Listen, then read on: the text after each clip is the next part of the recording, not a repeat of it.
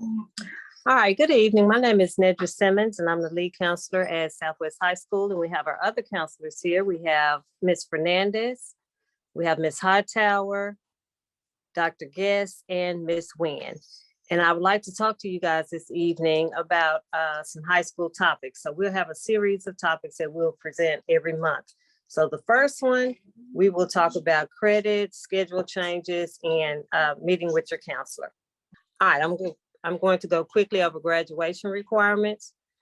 Students are required to take 4 years of English, 4 years of math, 4 years of science. You have 3.5 years of social studies and half credit of economics. You have to have 2 years of foreign language, the same foreign language. You have to have 1 year of the fine arts, 1 year of physical education, a semester of professional communications, a semester of health, and students must complete the free application for federal student aid or FAFSA.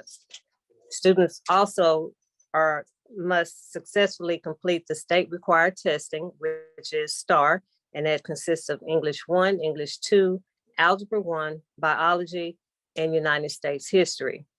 And all of these credits will total up to 26 or more. All right, classification of students. So when you get to high school, it's all about credits, regardless of how many years you've been in high school. So 0 to 5.5 credits, you are classified as a freshman. 6 to 11.5, you are a sophomore. 12 to 18.5, you're a junior. And 19 credits or more, you're classified as a senior. Local credits do not count towards state graduation requirements. All right, students often come in and they want schedule changes.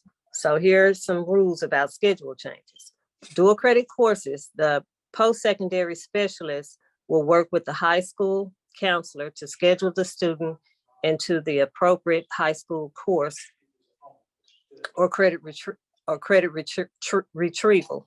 Students will immediately begin attending the high school class with his or her current grade. So students who are taking dual credit courses must first meet with our post-secondary specialist. They will work out a plan. If that student schedule is changing to a on-level course, then the grade that they currently have in the dual credit course will follow them to that on-level course. You must also, when you're taking a dual credit course, adhere to the university timelines. Failure to contact the university about withdrawing from that class could result in a failing grade for that class. All right, schedule changes.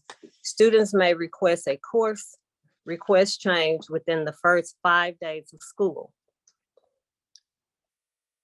An add drop request made after the 5th day of class will result in a grade of 60 to be on that student's transcript, and it'll be calculated into their GPA.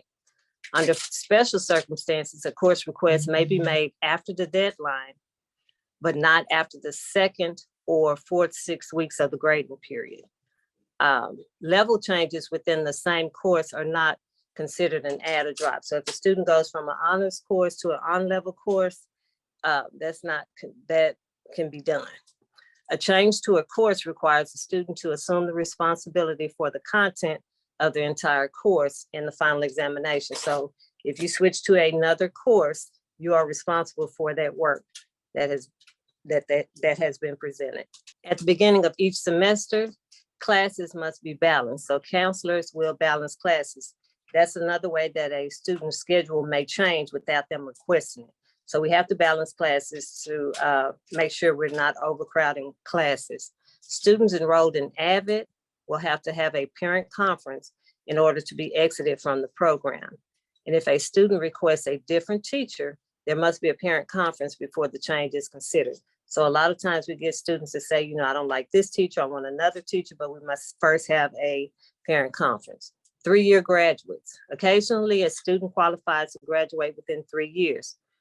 The student must meet all of the following criteria. Complete the state required testing, be on target to earn enough credits to graduate in 3 years under the Foundation High School Graduation Program with an endorsement. So students who plan to graduate early, they must request it their sophomore year. So their sophomore year, they are responsible for passing the English 1, English 2, biology, and algebra 1. And then they must pass the United States History Star exam as well. All right, I guess that's it for my slides. So I don't think we have any parents on here to ask questions. So that concludes my presentation. Thank you. And y'all have a good evening.